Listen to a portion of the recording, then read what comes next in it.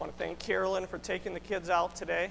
Not because I don't want them here, but they might not want to be here as much as I want to be here right now.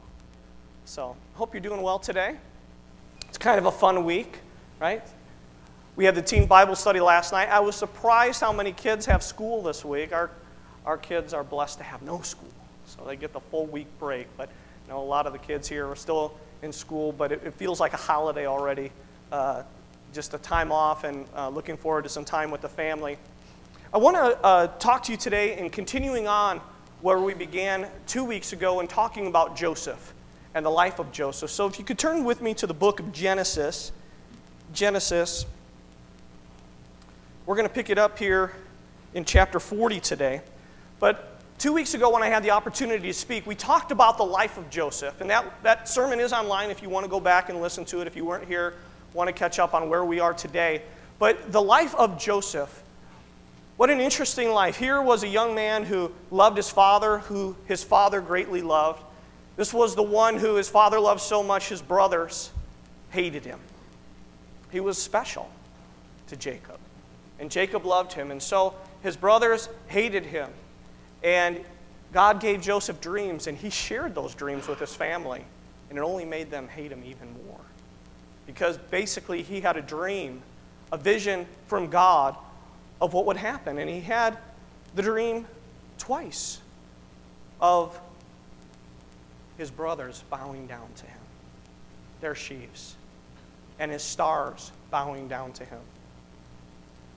And so when he went out to check for his father on how they were doing in the fields, as soon as they saw him, they plotted his murder.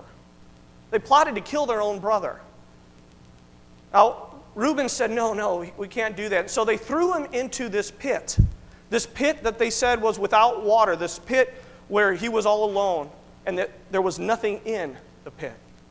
And they threw him in this pit, and so began a journey in Joseph's life where his brothers then decided to sell him into slavery. And he goes into slavery, and in the moments that we can reflect on in life, when we get down, and obviously, I would say none of us have personally been sold into slavery in such a way, but having your own brothers, and as it says, when he cried out with anguish to them to not do such a thing, his brothers sold him into slavery. You could think God was not with him, but the Bible says, no, God was with him. And God blessed him, and God made him successful in his slavery. So much so that Potiphar, the man who bought him, put him over all his house. But then the woman of the house sought to be intimate with Joseph. And because of his relationship with God and his commitment to God, he said no. And so she lied. She falsely accused. And he was imprisoned by Potiphar. And you'd say, where was God in this? And the Bible tells us God was with him right there, right in the prison that he was thrown into. God did not leave him. And so often in life, as we discussed in that last message, we tend to look at our circumstances and we think that when bad things happening, that God has somehow abandoned us, or that God has somehow desired this bad in our lives in the sense that he's wanting to do it for no purpose or no reason, or things are just happening, and where is God? Where is his control? Where is his sovereignty in life? And Joseph could be such a person that said that, but yet in the prison, it said God was with him, and so much so that the jailer put him over all the prison and everything that happened there, and didn't even need to look over Joseph's shoulder, because like with Potiphar, he saw that the Lord was with Joseph. So as we talked about last time, the baker and the butler who were thrown into prison by Pharaoh came and both had dreams. And when Joseph looked upon them with compassion and saw that they were sad, he said, what's the problem? And they said, we have had dreams, but we don't know the meanings. And so Joseph interpreted the dreams. And so here in prison, he had the opportunity to talk with people who knew Pharaoh, people in the know who had personal contact with Pharaoh. And he was able to interpret their dreams. And notice in chapter 14, when he had interpreted the dream of the butler. He asks him this one thing, because he had told the butler that he was going to be restored, that in 3 days he would resume his place, as it says here in Genesis 40 and verse 13. He said, Pharaoh will lift up your head and restore you to your place, and you will put Pharaoh's cup in his hand according to the former manner when you were his butler.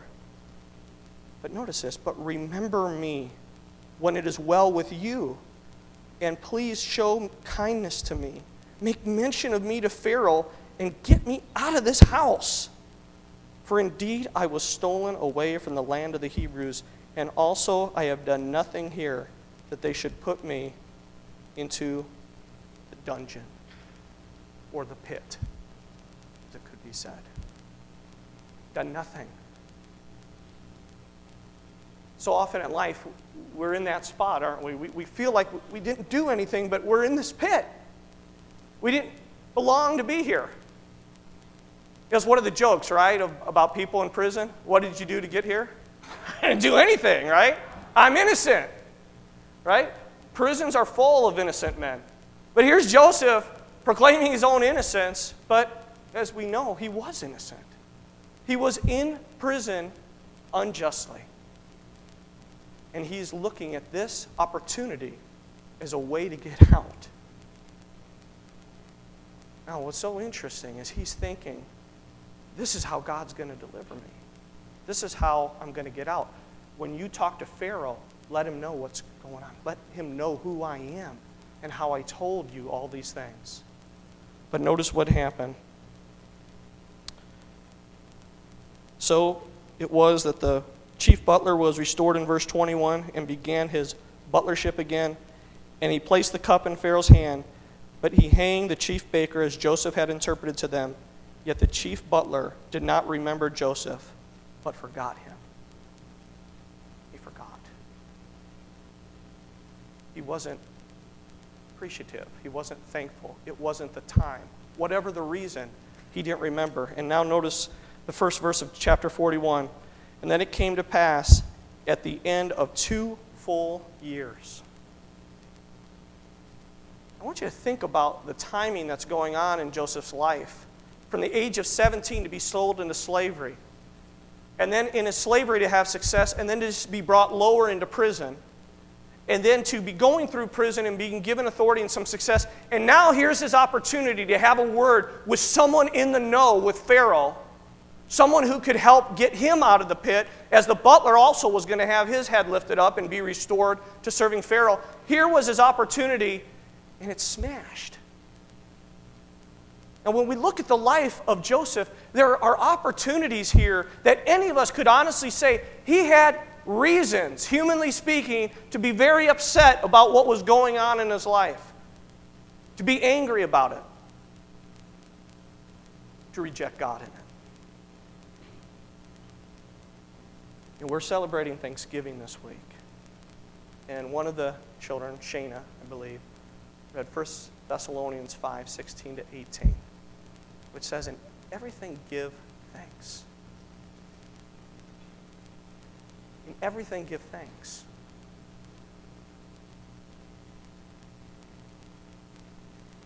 To have that be a reality in our lives requires a vision and requires a faith that God is in control of our lives, that He is sovereign of the universe, and that what He determines is right and good, whether we win or lose in life. See, we try to say God needs to win the game now. God needs to win this battle of the war. That God always needs to make it well with me. But yet He says things in His Word that say, no, actually, you were made perfect by suffering. Well, so would you want to win the battle and not be perfected? Would you want to have a change of circumstance and not know God? See, there is the question. Therein lies what is in the heart and mind of people, and what tribulation, trial, unjust treatment, persecution can bring out. We look at circumstances and say, this isn't my fault. But when you see the circumstances in faith and you see God and His life and what He's doing in it, He can take everything and make it right. See, there was a vision that we talked about in the last sermon, and that vision that Joseph had was all things work together for good to those who love God and to those who are called according to His purpose. Do you, friends, believe that? Because if you truly believe that all things work together for good to those who love God and are called according to His purpose, if you believe you are in the calling of God, if you believe in God's love for you, then you believe that all things work together for good. That God can take some of the most horrific things that can happen in life and He can take it and shape it for good. That, my friend, is faith, and that, my friend, is what will lead you to Thanksgiving. To give thanks in everything. Because Thanksgiving is not based on the circumstances that I'm going through. Thanksgiving is based on the one who is my God. You see, when the Israelites left Egypt, they went and complained in the wilderness. Now, you and I could say, well, it seems like they had reason to complain. They were thirsty. Their circumstances dictated complaining was appropriate at this moment, right? Isn't that what we do? I have now entered tribulation, and complaining is fine. Well, you deserve to complain because your circumstances are really bad. You didn't have water. But see, God's perspective on it was very different because God was saying, people, do you see me? The cloud by day, the fire by night. Do you see I'm with you? Do you see that I just brought you out of Egypt? Do you see I just led you through the Red Sea? Do you see that I just crushed your enemy? Do you think I'm doing all these things in your life and now I'm going to just leave you hanging out here to die? And yet so often God is working in our lives. We see God's hand. We see His blessing. And then we think at some point God ran off and forsook us. That somehow God has hit His limit. And this was the moment when He said, I'm out of here. You see, when we look at it with hindsight, we look at it with 20/20 vision, looking back, we see that that's foolishness. But when you go through the trials, it's harder. It's harder. When you're going through the trials, it's harder. And it's meant to be harder. It serves a purpose of a refining, of a testing, of seeing patience, of seeing faith, of seeing trust, of seeing thanksgiving, even in the midst of really bad circumstances. God is present. God did not leave Joseph when he was enslaved. God did not leave him when he was in prison. Friends, you are here because you heard a message of the gospel of Jesus Christ, and it connected to your heart and your mind. You were called. You realize that information coming into you and being accepted, understood, received by you is something from God Himself. What did Jesus say? No man can come to me unless the Father who sent me draw him. You are here by a draw of God to say, come here. We weren't sufficient of ourselves. We are here by God's grace and mercy. Jesus said, you didn't choose me, I chose you. He was the one. You are here because God called you, God is choosing you, God is working with you and saying, I want you to be for me. To go and bear fruit, that your fruit should remain. Now that should change everything about life when you know that God is looking at you and saying, I want you here. The message is going out. But God is calling, God is directing some to hear His voice and to know Him. So here was Joseph in the midst of the troubles, in the midst of the trials and the tribulations. 2 years pass. Now Pharaoh had 2 dreams. He woke up from the first dream, went back to sleep, had a very similar dream. And he called together his wise men and the magicians and all the people who were the soothsayers and maybe the religious. He brought them together and said, help me understand the dream. And they couldn't. Nobody could help Pharaoh with his dreams. But then notice what happened in verse 9. Then the chief butler spoke to Pharaoh, saying, I remember my faults this day. 2 full years pass, and now he remembers. Joseph has been in prison, but here is remembrance. And when Pharaoh was angry, he said, with his servants, and put me into the custody in the house of the captain of the guard, both me and the chief butler, we each had a dream in one night. He and I, each of us dreamed according to the interpretation of his own dream. Now there was a young Hebrew man with us there, a servant of the captain of the guard, and we told him, and he interpreted our dreams for us. To each man he interpreted according to his own dream. Now it came to pass, as he interpreted for us, so it happened. And he restored me to my office, and he hanged him. And Pharaoh sent and called Joseph, and they brought him quickly out of the dungeon. And he shaved, changed his clothing, and came to Pharaoh. And remember, I told you all the tragedy in the life of Joseph, it kind of started when his brothers threw him into this pit, where the Bible says there was nothing, there wasn't even water in that pit. This word dungeon is the exact same Hebrew word that was there of what his brothers threw him into. And when he heard this testimony, when he was remembered by this servant, when Pharaoh was being spoken to by one who had knowledge, he immediately was pulled out of the pit. He was cleaned up. He was shaved. And he was dressed in clothing to come before Pharaoh. It happened very quickly that he was brought out to come and stand before Pharaoh. So, verse 15. And Pharaoh said to Joseph, I have a dream. I had a dream, and there is no one who can interpret it, but I have heard it said of you that you can understand a dream to interpret it. And Joseph answered Pharaoh, saying, it is not in me. God will give Pharaoh an answer of peace to let him know what it meant. So he, as he did in prison, he said, isn't it God who interprets the dreams? He's just a man, but he had faith in who God is. And he has faith in who God is here before Pharaoh. To tell Pharaoh, it's just up to God. I just have to listen. God will give the interpretation of the dream.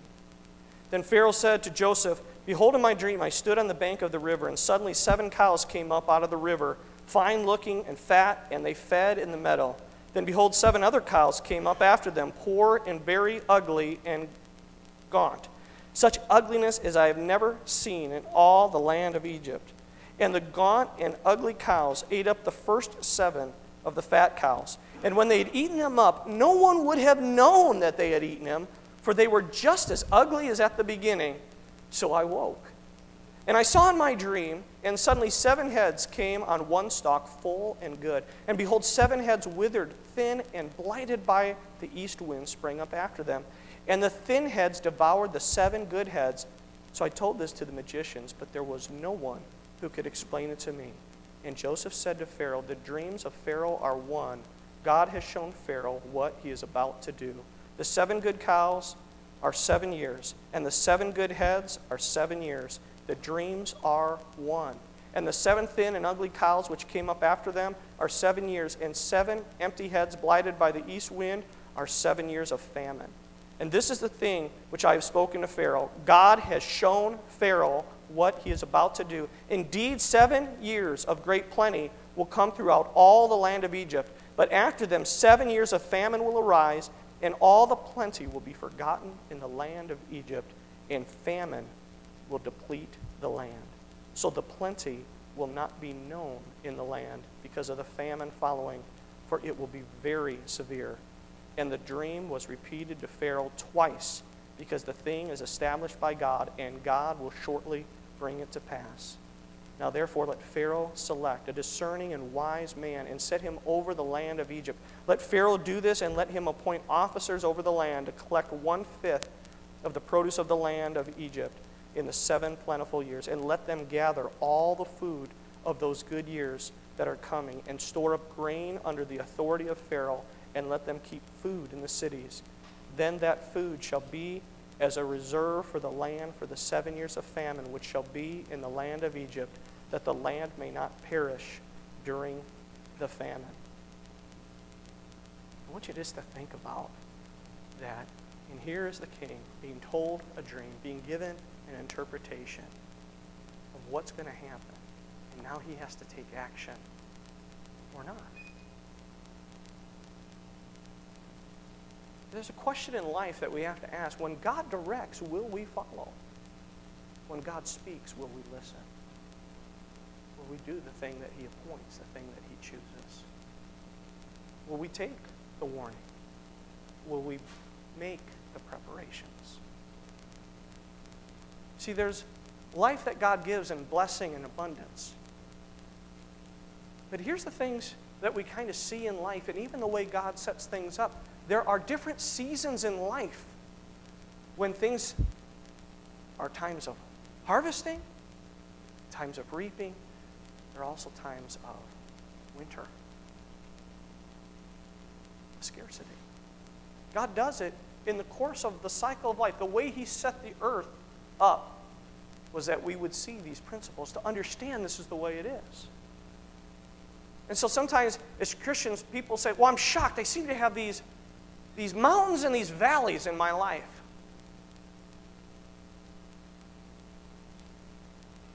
It seems to happen that way for God's people. There are mountains and there are valleys. And oftentimes what we think is that God is with us in the peaks, but where was God in the valleys? You see, we tend to look at God as like he's with us more, he's with us less. We feel him more, we feel him less, and we assign that feeling to the character of God. That somehow when I feel closer, that means God is closer, and when I feel less close, God is less close. But God is as near as you want him to be. Come as close as you want. See, God's hand's not short and that it can't save.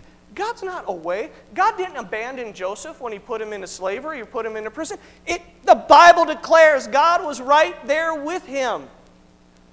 Humanly, we want to say, my circumstances are so bad. Where's God? He's right with you if you want him to be. The challenge is not for God what we see, that whether he's with us or not. The challenge is for us, do we still acknowledge his presence and his love, believing, as it says in 1 John chapter 4, believing in the love that he has for us? There's where the question is. Because, friends, this isn't about testing God, it's about testing you and me. We are being tested to see if our faith is true, that we love in all times and in all circumstances. See, God sees our weaknesses. God sees our faults. God saw that we were enemies, and yet what happened? He died for us, as it says in Romans 5, while we were yet enemies, yet in our sins. He saw us as we were, and he died for us. He was thinking about saving us in the midst of that. When we go through circumstances, sometimes we try to blame God, like somehow there's something wrong with you, God. We start to doubt God's goodness, God's generosity. Where is your hand, God? Where is your sovereignty? And when those times in our lives happen, what we have to do is say, David, stop.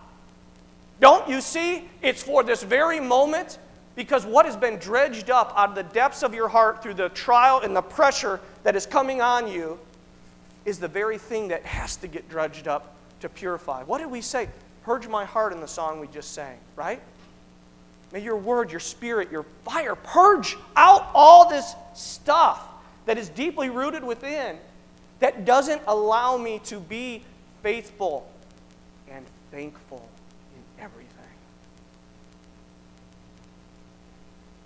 See, when we start to question God, the point of our thoughts, our doubts, don't bury those down.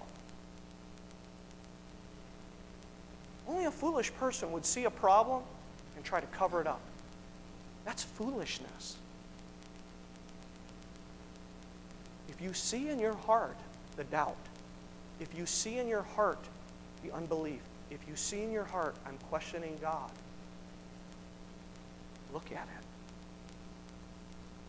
look at it for what it is. It's the opportunity to see something in your heart that God has brought to the surface that needs to be dealt with. It has to be confessed. It has to be seen.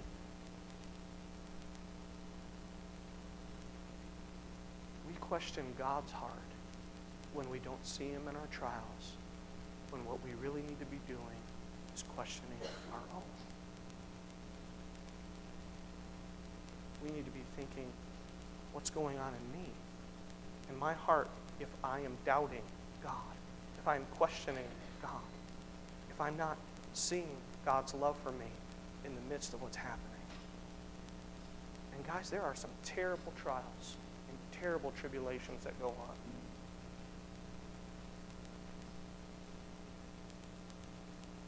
I know the older that you are, the more trials you face, the more pain that comes upon you in life. Joseph had some bad pain.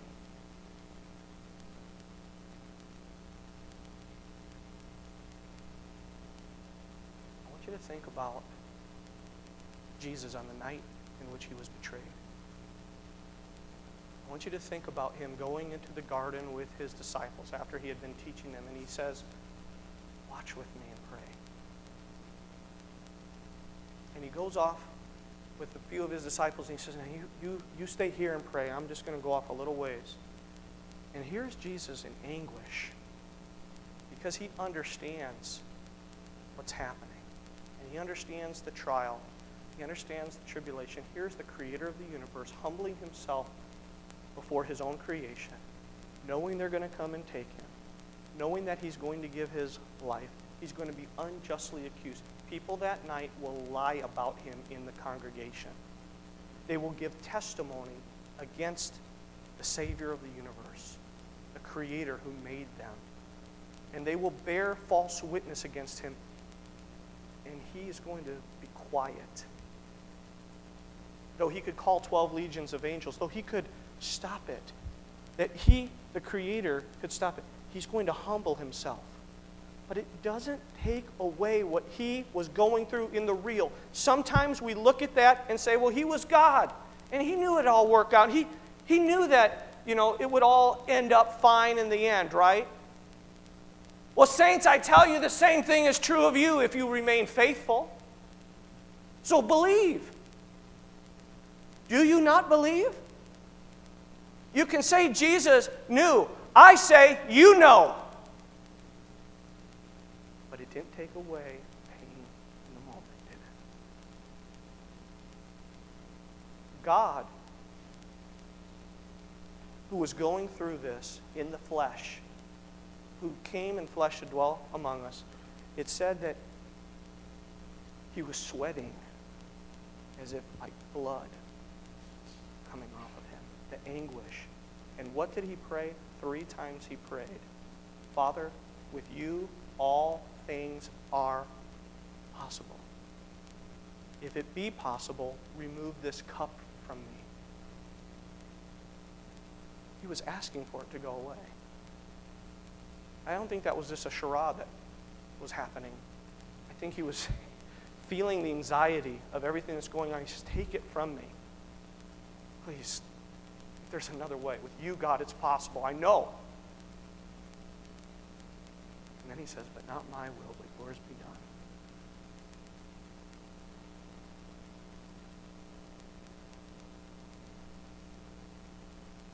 He said, God sent angels, right? They came and they comforted Him. God didn't forsake Him. He was with Him in the garden. But He knew what needed to be done. And it says in Isaiah 53 that it pleased the Lord to bruise Him, to lay on Him our transgressions. And you know that night when Jesus was with His disciples and they were gathered for the Passover, and He took the bread and He took the cup, do you know what He did, knowing when He said, this is my body broken for you, this is my blood of the new covenant shed for you? Do you know what He did before He took those things and gave them to His disciples? it says he took them and he gave thanks. He gave thanks that he could be broken. He gave thanks that his blood could be shed. He gave thanks for what was going to be the most unjust treatment of a human being in the history of mankind. It will never be matched. That the creator of the universe came and gave his life to dwell among us, who came with mercy and the healing of the sick, with the teaching of truth, that here he is. It is him who gave thanks for what was going to be happening in his life, and he was falsely accused. He was lied about. And friends, if you've ever been falsely accused and you've been lied about, if you've ever been mistreated, if you've ever been treated unjustly, you know it's a terrible feeling. And for one as righteous as the Christ, who did no sin, he had been dealing with this, but now even based on lies that were going to be said about him, he was going to be looked at as the outcast. He was going to be the one who was crucified. He took our sin, our guilt. He bore it for you and me. And knowing that he was going to bear, as it says in Hebrews, the shame of the cross. What it meant to be crucified, what it meant to be stripped, what it meant to be put out in open, what it meant to die a sinner.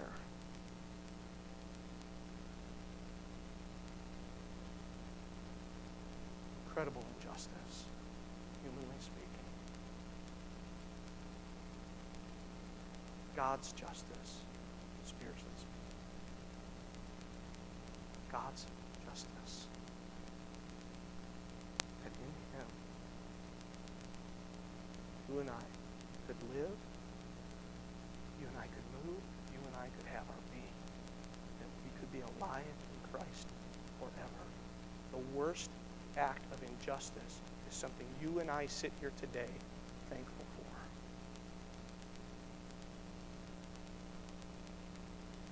Can you think of it? Anything worse? No sin, no fault. He was perfect. He was pure. If anyone didn't deserve to die, it was Jesus. Because all the rest of us have sinned. All the rest of us have fallen short of God's glory. All the rest of us would have a wage on our life. Right? The wages of sin is death. So here he is, giving thanks. If you think about it humanly, it's kind of sick what we do. That we give thanks for that, and yet we give thanks for that by keeping it. Because that's what gives us life. That's what gives us hope. That's what gives us this relationship with God. Without that act, where do we stand? Without his action, without his character, without his love, where do we stand?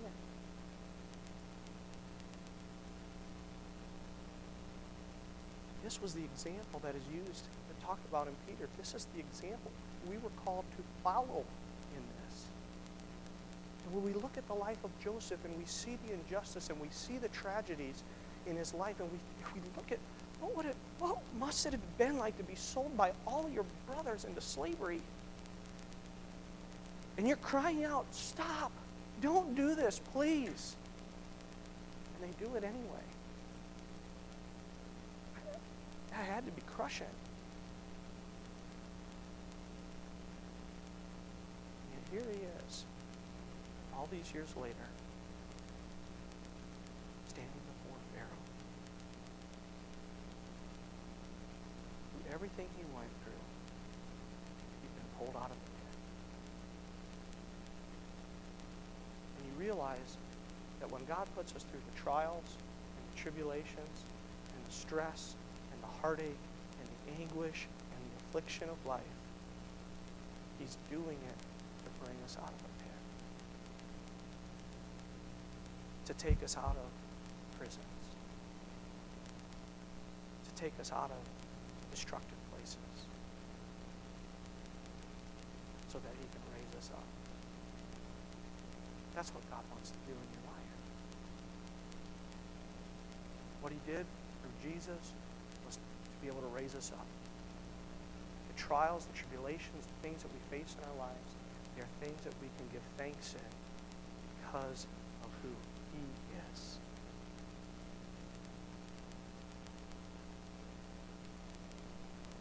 I'm not thankful for the specific things that were done to Jesus. I don't like it that they beat Him. I don't like it that they whipped Him. I don't like it that they mocked Him, pulled out His beard, covered Him up, and punched Him. Who was it? Prophesy. Who was it that hit you? I don't like that they mocked Him. I don't like that they scoffed Him.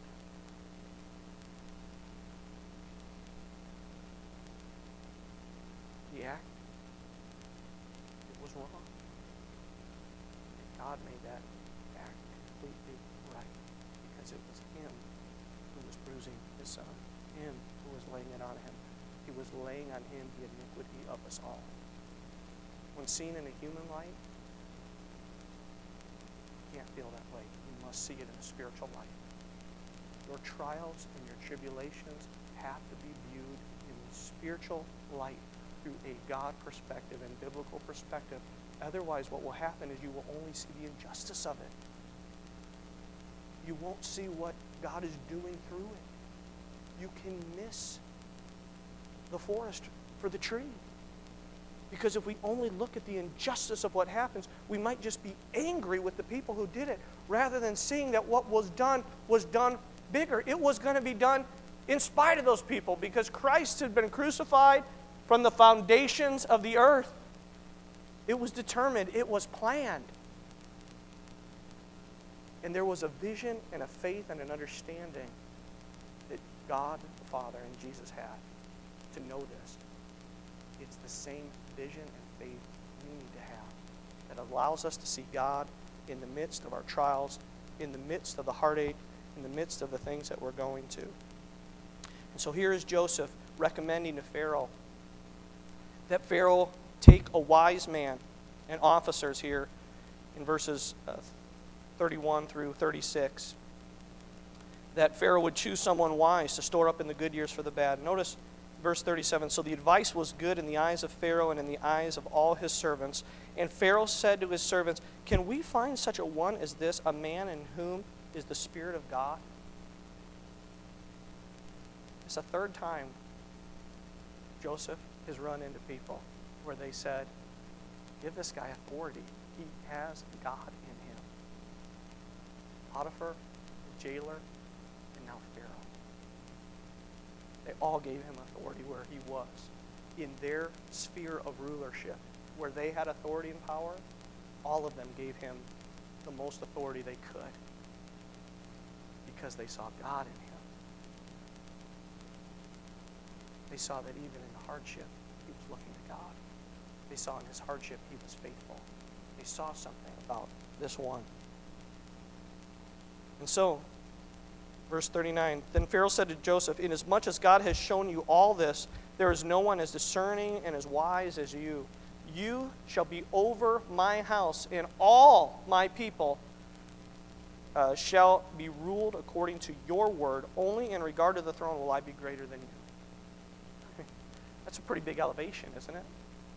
From the pit, the prison, all the way to basically the leader of all the Egyptians, save only Pharaoh for the throne. And Pharaoh said to Joseph, see, I have set you over all the land of Egypt. Then Pharaoh took his signet ring off his hand and put it on Joseph's hand. That was the authority by which he could rule over the land. You know, the signet ring meant that whatever had that signet on it, that would be done. So any declaration, any command, anything that he wanted to be done, that ring gave the authority that it would be carried out throughout the land.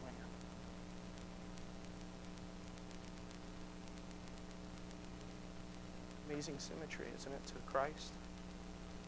All authority in heaven and earth has been given to me. 1 Corinthians 15 says that he gave him all authority.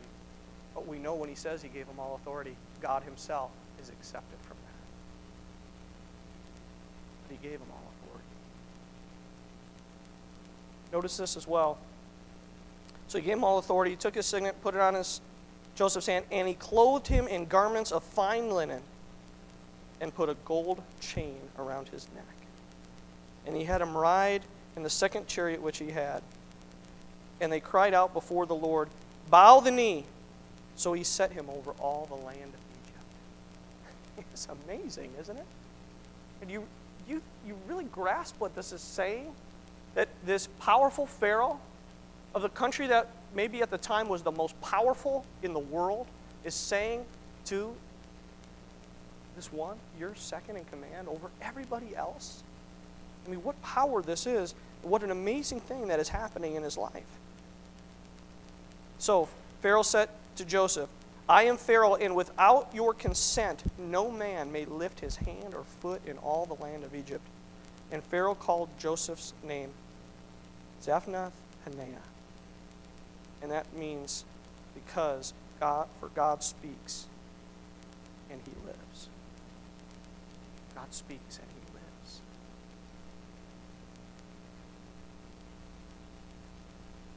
That should be something that is seen in us. As we live abiding in God, God lives abiding in us. It should be the testimony of our lives that God speaks and God lives. Our lives are testimony like Joseph's to this fact. We are to be a living testimony, a living epistle, as is spoken of in 2 Corinthians chapter 3.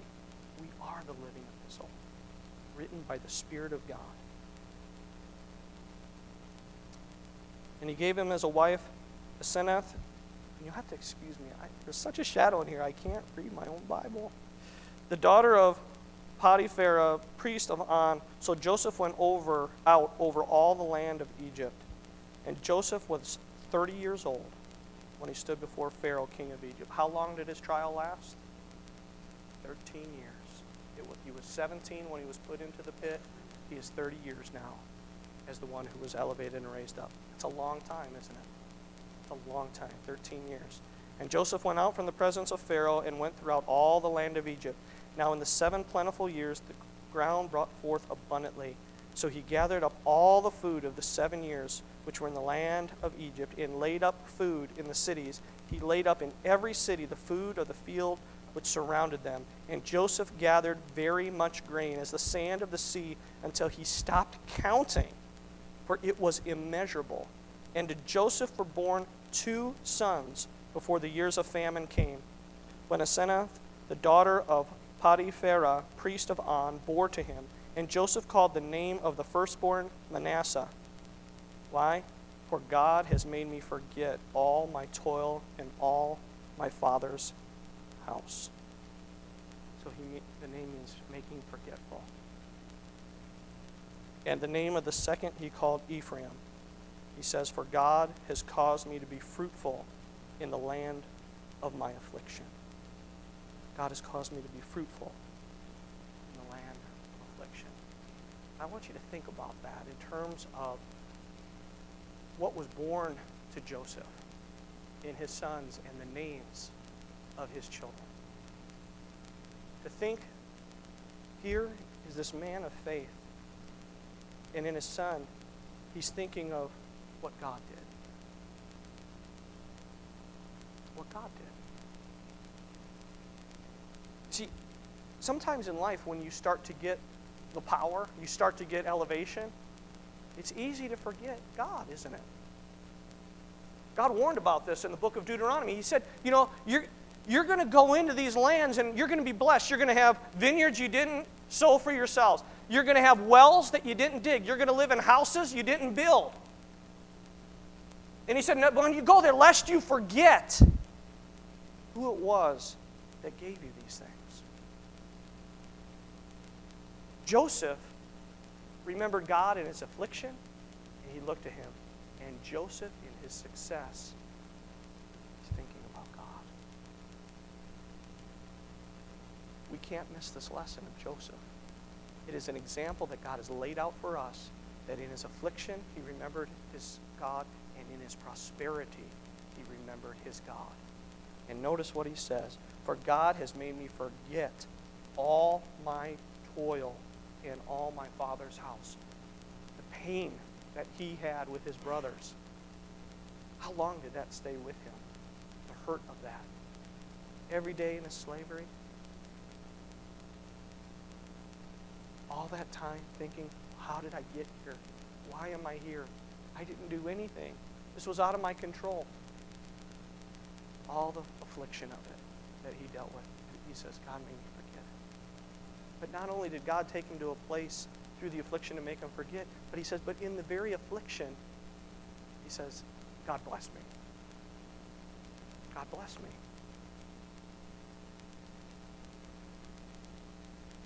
God blesses infliction. We don't enjoy it. We may not appreciate the pain of it. But when we have our hearts and minds on God,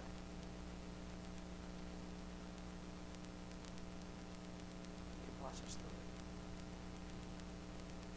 it. He can cause that pain to go away.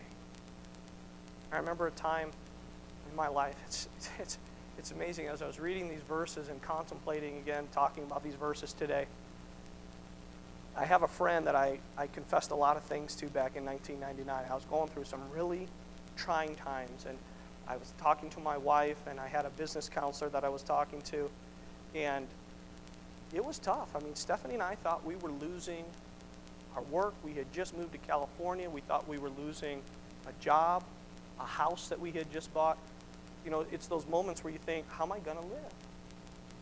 Because we saw what was happening in our lives of how all the financial things that we had been blessed with to that moment going away. It's like it's taking off.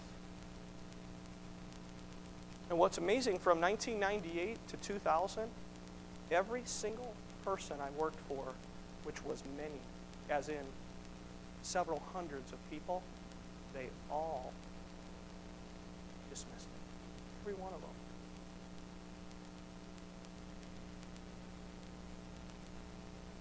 And I remember crying before God about it, and crying before my wife about it. But I also remember having some of the best times of prayer and worship of my entire life. It was one of the sweetest times. Because with every taking away of responsibility and every taking away of pain, it just gave me a wonderful time to grow close to God. When I went through it, I would have never said that was one of the best things that ever happened to me. But I tell you today, it was one of the best things that ever happened to me. I don't think I could be here today, either with the business I have or having relationships with you, serving in this capacity, if I hadn't gone through that. It changed me. It made me look to God in a way that I hadn't to that point in my life. And yet how many times I went and looked out to the east and looked to the mountains and cried and said, where are you, God? How are you going to work this out? I don't know. I know you will. But it hurt.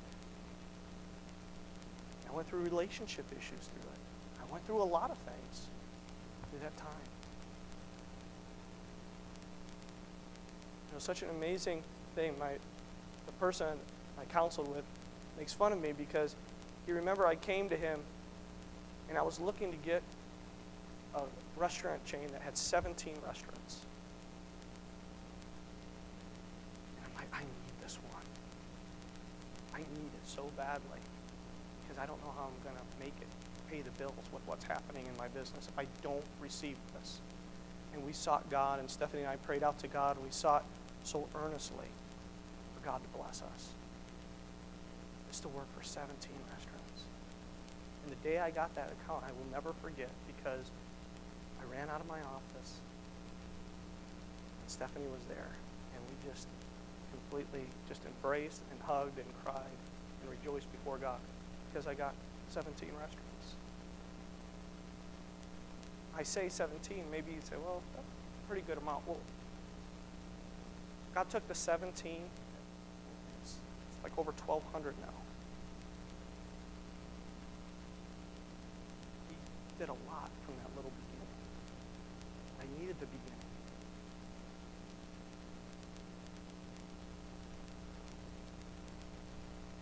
one thing I'm so grateful for is that when I thought I was losing it all and I lost all confidence in myself and I thought, I can't do this and I need you, God. You need to provide for me. You need to do this for me. It was Him. God has made me forget my tears and my toil. My business counselor, he comes to me sometimes and he'll say, oh, I remember how I used to cry. Just give me those 17 restaurants. I need it. Pray for me. I put prayer requests out for all of it. I needed God at that moment. But you know, the interesting thing is that when you go through times like that, you're seeing the character of God. But what He's doing is refining your character through it. There's things that change that you can't be changed in any other way. Joseph remembered what he came through and remembered that God made him forget. Joseph remembered what he came through and God made him forget. Remembrance is a big part of the life of Joseph. We'll talk about it more the next time, God willing, I have a chance to speak on this. Remembering. Remembering is something that you do when you give thanks. You know, as we celebrate Thanksgiving, this is a national holiday. You know why it was a holiday proclaimed? Because people wanted to remember what God had done. They had come to a place and said, we remember what you did, God. And when you look at the proclamations, whether of William Bradford or George Washington or Abraham Lincoln, some of the proclamations that were made by men who had a sincere belief in God, who came to this country because of God, they didn't want to forget who had been blessing them, who had been helping them. They didn't want to forget the God. And so they said, let's give thanks. Now, you know what the sad thing is we look about the holiday that we have, Thanksgiving now. You know, the name's changing, right? It's Turkey Day. Right? I'm seeing it more and more. My wife started pointing it out to me a couple years ago. Thanksgiving is being replaced by Turkey Day. The name seems to be changing. I don't know if it'll be a full-blown change. I don't know how these things happen or not. But you see, Thanksgiving requires remembering there's a God who provides for us, blesses us, and takes care of us. And when a nation determines and sets its heart to forget, there's no point to Thanksgiving. Because the heart will say, I have done this. We have done this. We will build ourselves up. We will rebuild ourselves. We will do this. And does not look to God. Friends, as we think about this national holiday, I'm asking you to reflect upon what it really is. Has it just become a secular day of overeating and overindulgence and football? It's a national holiday. It's not a Christian holiday. I guess if that's what it's meant to be, something like that. But I would say there's something more. And though we went to the Feast of Tabernacles and we celebrated and gave thanks to God, I would ask you to think that there was a time when a nation said, let's just have a church service where we all go down to the hall and we're going to worship God and give thanks, remembering what He has done for us. That's what Thanksgiving was. It wasn't a mention of food. It was a mention of remembering God and giving thanks in all things. It was about having a worship service and worshiping God. I encourage you to do that. If you want to get back to what the founders were thinking about, that's all they wanted. It was very simple. Just have a day to remember God. And that He's the one that gave this nation its gifts. It's a thing worth remembering. The root word for thank is think. The English word, it came from think. Because in order to give thanks, you've got to think. You've got to remember what's happening. You have to appreciate the things that are going on in your life. So be thankful to one another. Be thankful to God for his goodness. Be thankful for the blessings that God has given you. Be thankful for your relationship with him, for what Jesus has done. Be thankful that you have friends and family. Be thankful that you have these brethren. Look around you and the way God has brought families together to be thankful to him, to worship him, to build relationships upon which you can rely. You can be strengthened in the fellowships that God has given you. Embrace it. Be thankful for the people. And there's almost nothing that will bring you closer to God and closer to another than when you're thankful for them. When you really appreciate the things that they give you, that provide for you, and do for you in life. If you are thankful for the people that God has called and chosen, and for God himself who gives you life, it will draw you near, and it will bring about a unity of spirit and a heart of peace. May God be blessed.